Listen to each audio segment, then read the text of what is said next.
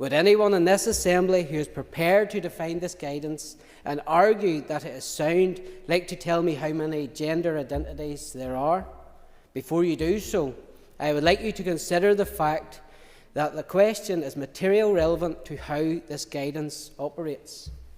In paragraph 7, we read, "A case-specific conference to consider the circumstances of each transgender prisoner will be chaired by the Director of Prisons.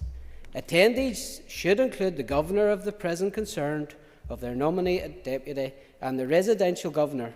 Wherever possible, the panel should be gender balanced." Well, Regina Docherty, when leader of Fine Gael in the Senate, said that generations ago there were two genders.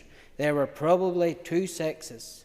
There still are two sexes, but today I think we probably have about 9 genders.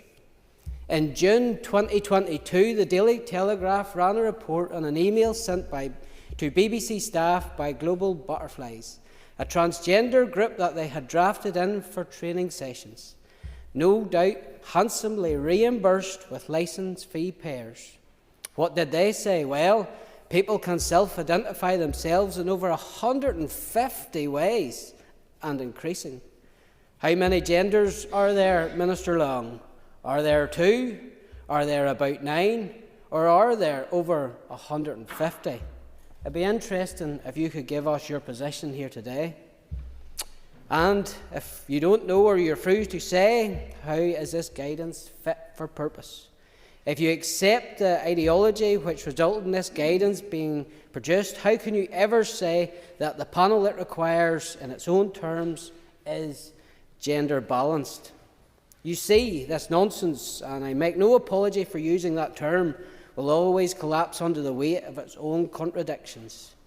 If it was only laughable nonsense, it wouldn't be serious. But it is serious, members. Why did Elizabeth Fry champion single-sex prisons? Because before she won that victory, women inside prison systems were at risk of sexual and physical abuse from men. Now the Minister will point to paragraph 7, which says Northern Ireland Prison Service must take into account identified risks, and these must be managed appropriately. Minister, the risks were identified by Elizabeth Fry. Any rowing back on what Elizabeth Fry achieved will result in the return of a risk to female prisoners. We don't need panels convened at public expense over individual prisoners which are, by the definition of the terms they are set up under, inoperable anyway.